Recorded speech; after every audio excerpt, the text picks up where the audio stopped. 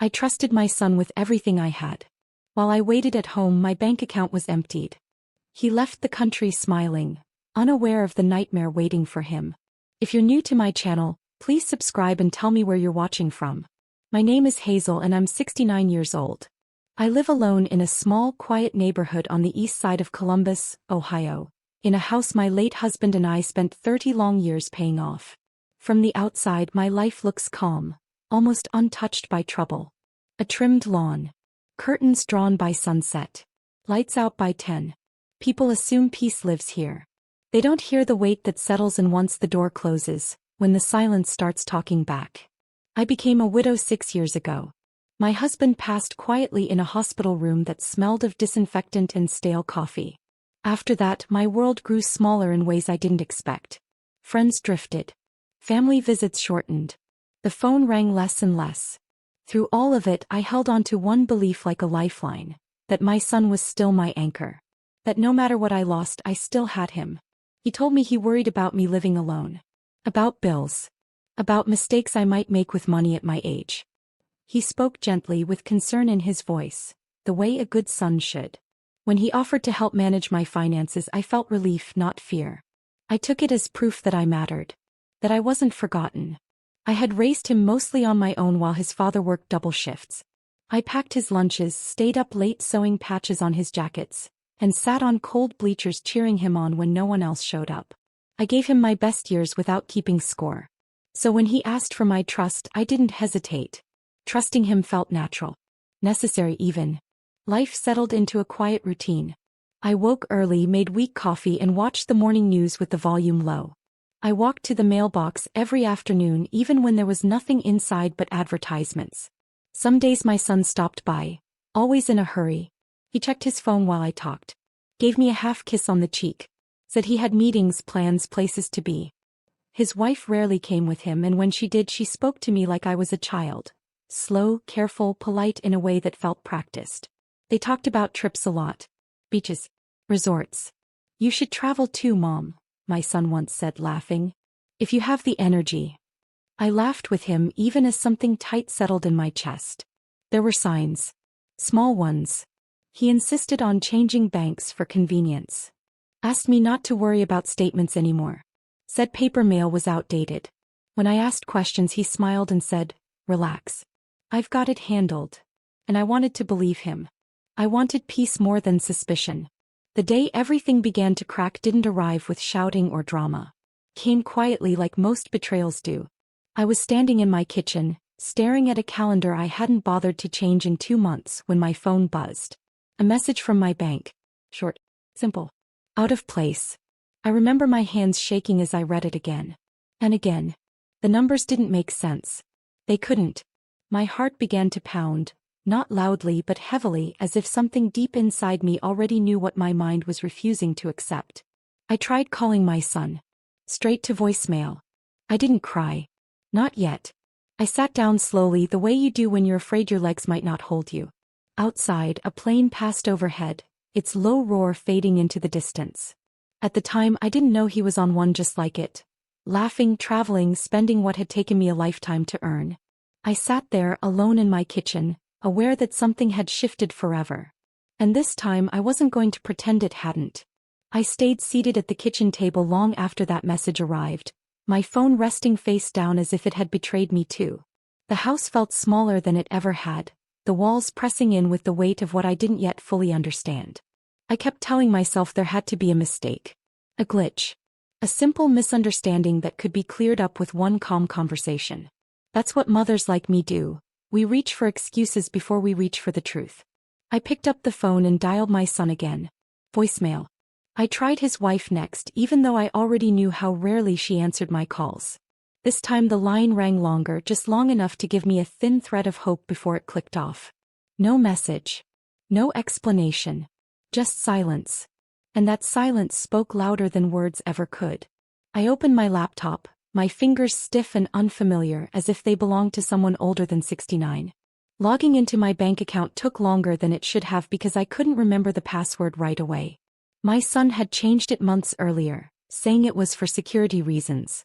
I remembered feeling embarrassed then, nodding along, apologizing for forgetting, as if confusion was something I should be ashamed of. When the screen finally loaded, my breath caught in my throat. The balance stared back at me, cold and undeniable. Years of careful saving. My pension. The emergency fund my husband insisted we keep, just in case. Nearly all of it was gone. Withdrawn. Transferred. Moved with intention. A tightness spread across my chest, not sharp enough to be pain but heavy enough to make each breath feel like work. I stood to get a glass of water and had to grip the counter to steady myself. My knees trembled. For a brief, frightening moment, I wondered if this was what it felt like to disappear while still being alive.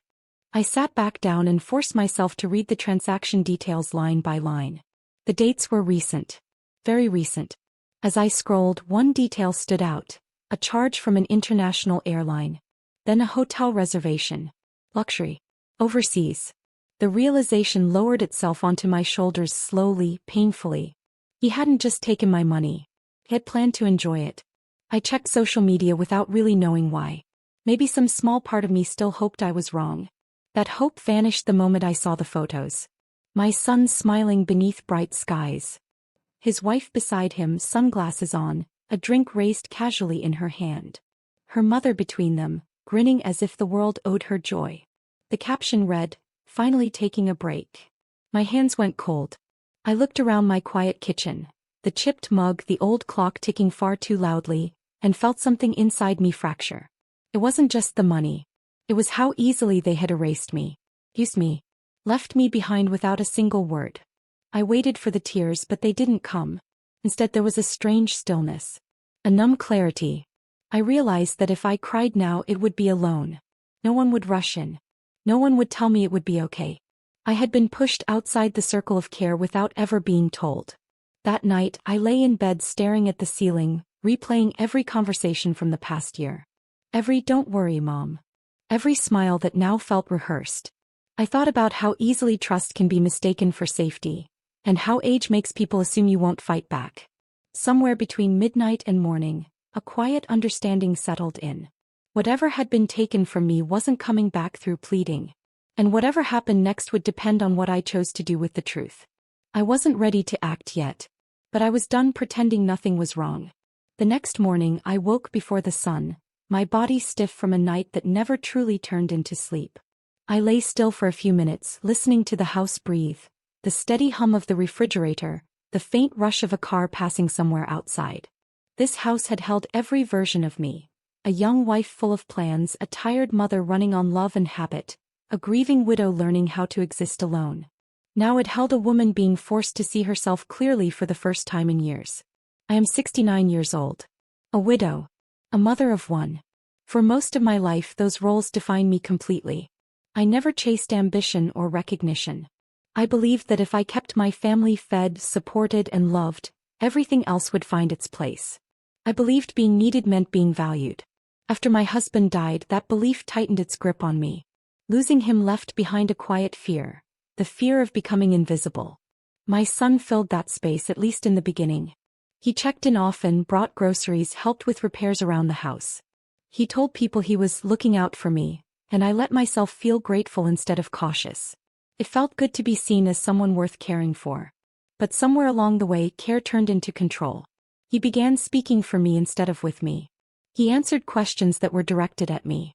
When bills arrived in the mail, he scooped them up without asking and said he'd handle it. "It's easier this way," he told me. "You don't need the stress." I heard love in those words because I wanted to. I needed to. His wife never bothered to hide her impatience. She sighed when I repeated myself. Rolled her eyes when I asked simple questions. She called me sweet, in that careful, sugary tone people use when they don't take you seriously. I noticed it every time, but I swallowed my discomfort. I didn't want to be difficult. I didn't want to be alone. I depended on them more than I realized, not just financially but emotionally. When days passed without a phone call, I blamed myself for being boring. When visits grew shorter, I told myself they were busy. I kept lowering the bar little by little until silence felt normal. That's what hurts the most now. Not only that my son betrayed me, but that he learned he could. As I moved through my morning routine, everything felt heavier than usual. I made breakfast and didn't eat it. Poured coffee and let it sit untouched until it went cold. My reflection in the microwave door startled me. I looked smaller somehow. Older. But when I held my gaze a moment longer, I saw something else too. A steadiness I hadn't noticed before. I wasn't helpless. I had lived through loss. Through grief. Through years of carrying others on my shoulders. And I was still standing. I sat down at the table again, the same spot where the truth had first found me, and took a slow, deliberate breath. I thought about the woman I used to be before I learned to make myself smaller for the comfort of others. Before I apologized for asking questions. Before I handed over control just to feel close to someone. My son thought I was tired. Confused. Dependent. He was wrong. And as the morning light crept quietly across the floor, I understood something clearly for the first time. This story was no longer about what he took from me. It was about what I was about to reclaim.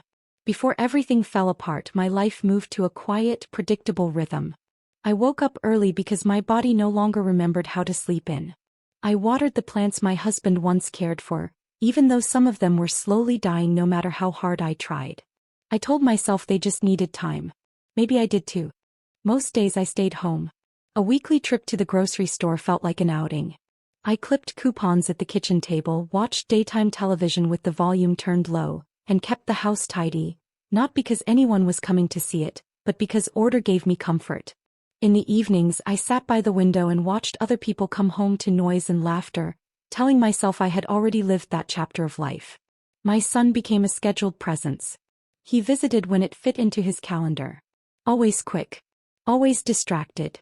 He glanced around the house like an inspector, pointing out what needed fixing or replacing. He spoke in instructions more than conversation.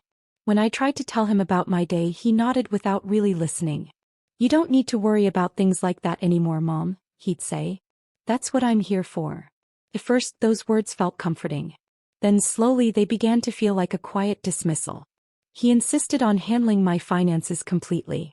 Bills, statements, banking apps. He said it was too complicated now, that scams targeted people my age. I agreed. I even thanked him. I didn't want to admit how much I missed understanding my own life.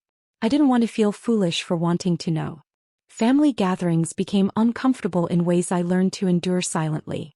My daughter-in-law talked over me, corrected me in front of others, laughed when I hesitated. She joked about my old-school habits, about how I still wrote things down on paper. People laughed along, not cruelly, just carelessly. No one noticed how small I grew in my chair. There were moments, small ones, that should have stopped me. The day I asked to see a bank statement and was told, "Why do you need that?" The time my son brushed off my concern about a large withdrawal with, "It's nothing, Mom. Trust me." The way he reminded me how much he and his wife did for me, as if love came with an invoice attached. I told myself families compromise. I told myself this was the price of not being alone. Looking back now, I see the pattern clearly. I was useful, not respected. Helpful, not protected. My trust made things easier for them, and harder for me. The truth is, they didn't suddenly betray me. They slowly learned I wouldn't stop them. And I let them believe that for far too long. The betrayal didn't arrive with a confrontation. There was no shouting, no confession, no moment where someone looked me in the eye and told me what they had done. It revealed itself quietly, through numbers on a screen and the absence of a ringing phone. That afternoon, after hours of staring at my account, I finally called the bank directly. I told the representative my name, my age, and that something didn't feel right. My voice sounded steadier than I felt. She asked a few questions, then paused. I could hear typing on the other end, the soft clicking filling the space between us like a countdown I couldn't stop. When she read the recent transactions out loud, it felt like listening to a stranger describe my life. Large withdrawals. Transfers approved using my credentials. International charges flagged and then cleared. Everything authorized. Everything legal on the surface. I asked her to repeat the final balance. When she did, my throat tightened. It wasn't just low, it was almost empty. The money I had saved carefully for decades was gone, drained in a matter of days. I thanked her and ended the call because that's what I've always done. I stayed polite even while my world was cracking open. I sat in silence for a moment, then opened social media again. This time with purpose. The photos were still there. My son standing in front of a hotel with a glass entrance and palm trees. His wife smiling wide, tagged at a beach restaurant I could never afford on my own. Her mother posting pictures of shopping bags, captions about living life to the fullest. They hadn't tried to hide it. That was the part that hurt the most. I felt humiliated in a way I had never felt before. Not because I had been fooled, but because they believed I wouldn't notice. Or worse, that I would notice and say nothing. That I would accept it as another quiet loss, another thing taken because I was old and tired and expected to endure. I tried calling my son again. This time the call went through, but he didn't answer. I left a message I barely remember recording. My voice sounded calm, almost detached, as if I were speaking about someone else's problem. "I need to talk to you," I said. "Call me when you can." He never did. I reached out to a cousin I trusted, someone who had always been kind to me. She answered, listened, then went quiet. Finally, she said she'd heard about the trip, that my son had mentioned it casually at a family dinner. She hadn't known where the money came from. She assumed it was handled. That word stayed with me, handled. The betrayal wasn't just financial. It was social. Emotional. Everyone assumed someone else was responsible. No one asked me. No one checked in. Silence wrapped itself around me from every direction. That night, I sat alone at the same kitchen table in the same chair, the same clock ticking loudly above me. I felt exposed. Used. Stripped of something more personal than money, my dignity. I thought about confronting them immediately. Calling again. Demanding answers. Begging if I had to. Instead, I closed my phone and leaned back. For the first time since this began, I didn't feel panic. I felt resolve. The days that followed were some of the hardest I've ever lived through. Not because anything dramatic happened, but because nothing did. No calls. No explanations. No apologies. Just a long, unbroken stretch of silence that forced me to sit with the truth instead of outrunning it. My body reacted before my mind could fully catch up. I woke each morning with dull headaches that lingered for hours. My appetite disappeared, as if my body had decided food was no longer important. Simple tasks left me exhausted. There were moments when my hands trembled for no clear reason, and I had to sit down halfway through doing the dishes just to steady myself. Stress has a way of settling into places you didn't know were vulnerable, quietly taking up residence. I felt foolish in a way that cut deeper than anger. Not because I had trusted a stranger, but because I had trusted my own child. I replayed memories over and over, searching for the exact moment I should have said no. The first time he asked for my bank card. The first time he brushed off my concern with a smile. The first time I convinced myself that being quiet was the same as being kind. I didn't tell anyone what I was feeling. Pride kept my mouth shut. I didn't want pity. I didn't want advice that began with, "You should have." I had lived long enough to know that judgment often wears the mask of concern, and I didn't have the strength to carry that too. At night, the loneliness was the worst. The house felt too quiet, like it was holding its breath along with me. I lay awake listening to the clock tick in the dark, wondering how someone could take so much and still sleep easily. I wondered if my son ever thought about me sitting here alone, trying to figure out how to pay my bills with what little remained. Part of me wanted to forgive immediately. To tell myself that family makes mistakes. That money comes and goes. That love matters more than anything else. That part of me had been trained well. Trained to smooth things over, to endure quietly, to keep the peace no matter the cost. But another part of me, one I hadn't listened to in years, kept asking a different question. If I stay silent now, what will they take next? I realized then how trapped silence can make you feel. Not trapped by walls or locks, but by expectations. Expectations that older women should be patient. That mothers should sacrifice endlessly. That if we complain, we're bitter. If we stand up, we're difficult. One evening, I stood in front of my bathroom mirror and looked at myself for a long time. Really looked. The lines on my face told a story of endurance. Of resilience. Of years spent holding others up. I didn't see weakness staring back at me. I saw survival. That was the moment the fear loosened its grip. I didn't need to rush. I didn't need to shout. I didn't need to beg for decency from people who had already shown me who they were. What I needed was clarity. And patience. Because I wasn't powerless. I had simply been underestimated. And that misunderstanding was about to cost them more than they ever imagined. Once the fog of shock began to lift, something else took its place. Focus. Not anger. Not revenge. Focus. I stopped pacing from room to room and sat down at the kitchen table with a notebook I hadn't touched in years.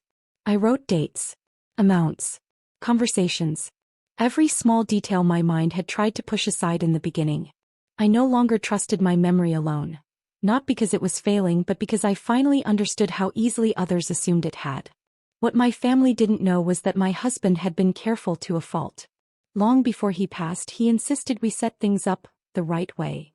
At the time, I thought he was being overly cautious, maybe even a little paranoid. Now I understood something different.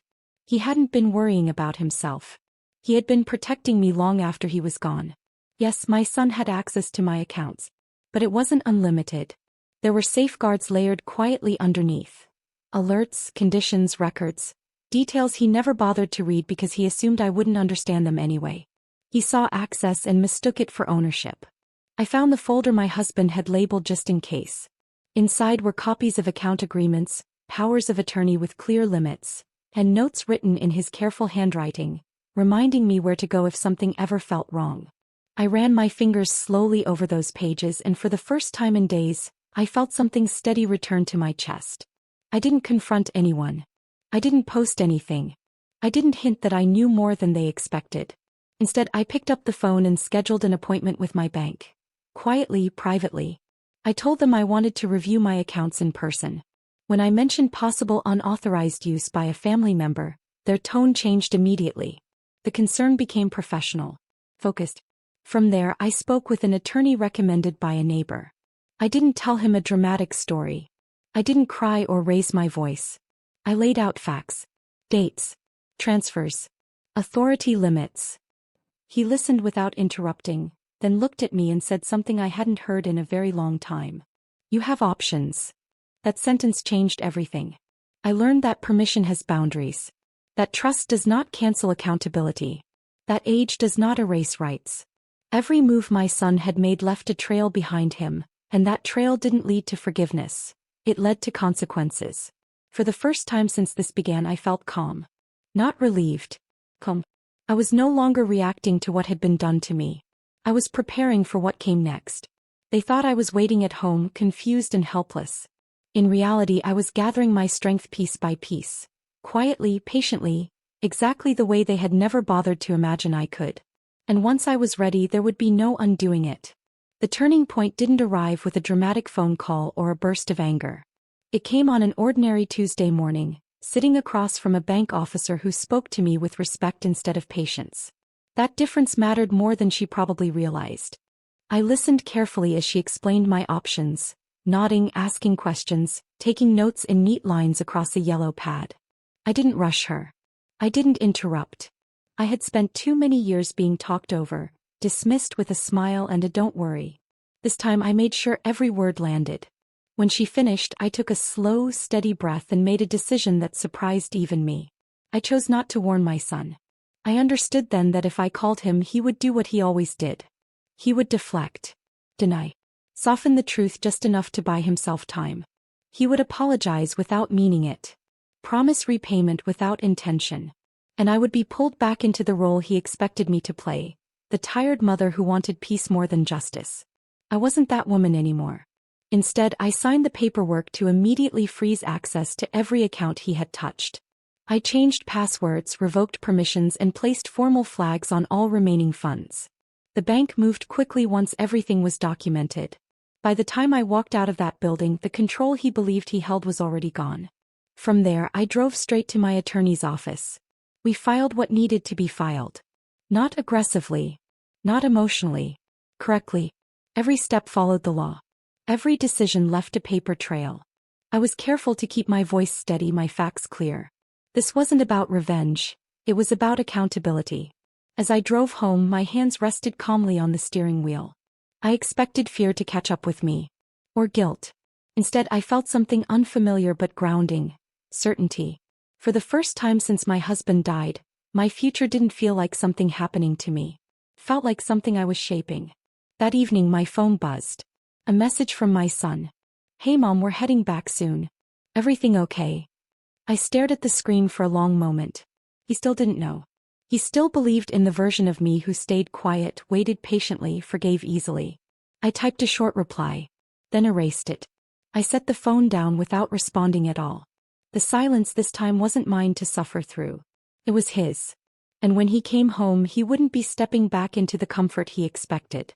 He would be stepping into consequences. My son came back 3 days later. I didn't rush to see him. I didn't meet him at the airport. I didn't call to ask how the trip was. I waited. I waited until he reached out on his own, confusion already slipping into his voice when his cards stopped working and his accounts showed restrictions he didn't recognize. He showed up at my house unannounced that evening, standing on the porch like a stranger who wasn't sure he was welcome. His suitcase was still in the car. The easy smile he usually wore was gone. "Mom, we need to talk," he said, trying to sound calm. I stepped aside and let him in. Not because I felt warmth toward him, but because I wanted him to walk into the space where this had all begun. The kitchen. Fable. The chair where I had sat in silence while he celebrated overseas. He sat across from me, rubbing his hands together, already lining up his excuses. His wife stayed in the car. That didn't surprise me. "I don't know what's going on," he began. "The bank froze everything. I think there's been some kind of mistake." I looked at him carefully. Really looked. The boy I raised was still there somewhere, but he was buried beneath entitlement and assumption. He expected me to fix this. To call someone. To smooth it over the way I always had. "There's no mistake," I said evenly. He frowned. "Mom." I raised my hand. Not sharply. Not angrily. Just enough to stop him. "I know about the withdrawals," I continued. "I know about the transfers. I know where you went, who you went with, and how you paid for it." The color drained from his face. I placed a folder on the table between us. Bank statements. Transaction records. Legal notices. Everything organized, dated, undeniable. I didn't slide it toward him. I let it sit there, quiet and unavoidable like a mirror. He flipped through the pages slowly, his confidence unraveling with each one. "You gave me access," he said at last, his voice tight. "You said I could help." "I gave you permission," I replied. "Not ownership." He looked up at me then, really looked, as if seeing me clearly for the first time. "Why didn't you just call me?" "Because calling you would have changed nothing," I said. "You would have explained. Promised. Delayed. And I would have stayed quiet." The room felt heavy. The clock ticked loudly above us, counting every second neither of us spoke. "I'm not staying quiet anymore." For a moment anger flashed across his face. Then fear. Then something smaller, something I hadn't seen in him in a long time. And in that moment the power shifted. Not with shouting. Not with tears. With truth. The consequences didn't arrive all at once. They unfolded steadily the way real accountability does. Quiet, unavoidable, and impossible to argue with. Within days my attorney filed the formal complaint. The bank completed its internal review and confirmed what the paperwork had already shown. My son had exceeded the authority granted to him. Transfers were reversed where possible. Remaining funds were secured. Notices were sent. Nothing dramatic on the surface, but every step carried weight. Every step created a record that could not be erased. My son tried to bargain. He called. He texted. He left long voicemails filled with apologies that came too late and explanations that no longer mattered. He said he planned to pay me back. That it was only temporary. That he didn't think it would hurt me because I didn't need the money right now. I didn't respond. His wife called once, her voice sharp and impatient, accusing me of overreacting. She said families handle things privately. That involving lawyers was extreme. I listened without interrupting, then ended the call without offering an answer. I had spent years absorbing disrespect. I wasn't doing it anymore.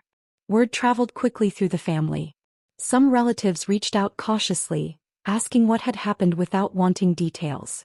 Others avoided me altogether. A few tried to persuade me to let it go for the sake of peace. I thanked them for their concern and changed the subject. Peace built on silence had already cost me too much. My son faced consequences he couldn't talk his way out of. His access to credit tightened. Plans he had made, assuming my support would always be there, fell apart.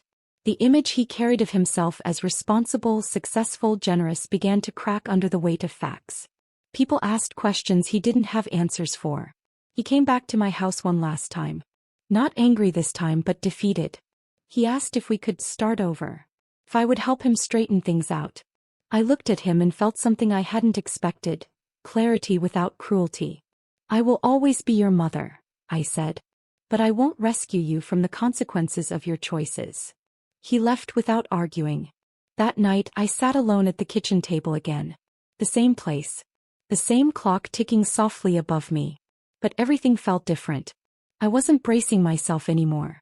I wasn't waiting for the next blow. The power had shifted, not because I had taken something from him but because I had taken myself back. And for the first time in a very long time I slept without fear. Victory didn't look the way I once imagined it might. There was no dramatic apology.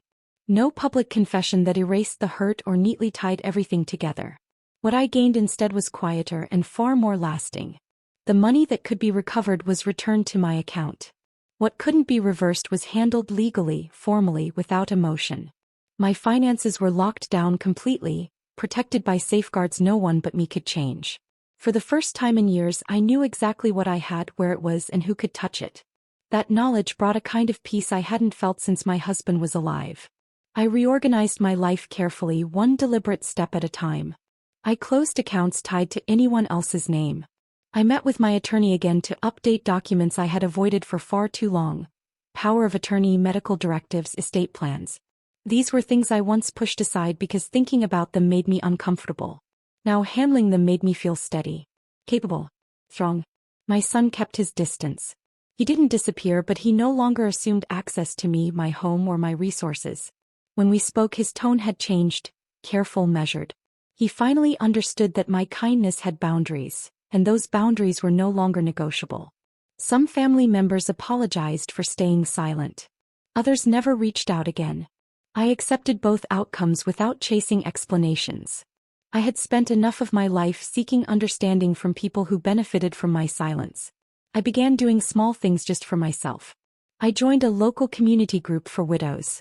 I took walks in the park without rushing home. I laughed again, not nervously, not politely, but freely. Independence suited me more than I ever expected it would. One evening, as I balanced my checkbook at the same kitchen table where this story began, something settled clearly in my mind. I didn't just regain money. I regained authority over my own life. They had mistaken my patience for weakness, my love for permission, my age for surrender. They were wrong. I hadn't raised my voice. I hadn't lost my dignity. I hadn't become bitter. I had simply stood my ground. And that was enough. Looking back now, I understand that this story was never just about money. It was about boundaries I was taught never to draw. About silence I was praised for keeping.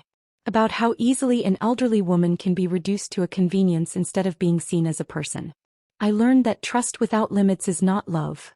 It is vulnerability waiting to be exploited. I learned that being a mother does not mean surrendering your dignity. And I learned that age does not strip a woman of her right to be respected, heard, or protected. For years I believed strength meant endurance. I believed that if I stayed quiet, things would settle on their own.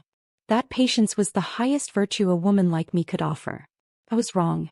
Real strength appeared the moment I chose clarity over comfort and action over fear. What surprised me most was not my son's betrayal but my own resilience. I didn't shout. I didn't collapse. I didn't lose myself. I gathered facts. I followed the law. I trusted my instincts when they finally spoke loud enough to be heard. Today my life is smaller in some ways, and richer in others. I live on my terms now. My finances are secure. My decisions belong to me. I no longer chase approval from people who mistook my generosity for entitlement. If there is one thing I want other women my age to know, it is this. You are not invisible. You are not powerless. And it is never too late to protect yourself. Being kind does not mean being careless. Loving your family does not require sacrificing your safety. And standing up for yourself does not make you cruel. It makes you whole. I didn't win by destroying anyone. I won by choosing myself. And that victory will last longer than any trip ever could. If this story stayed with you, don't ignore that feeling. Strength doesn't always shout. Sometimes it waits. Subscribe for more stories where patience turns into power. And tell me, where are you listening from today?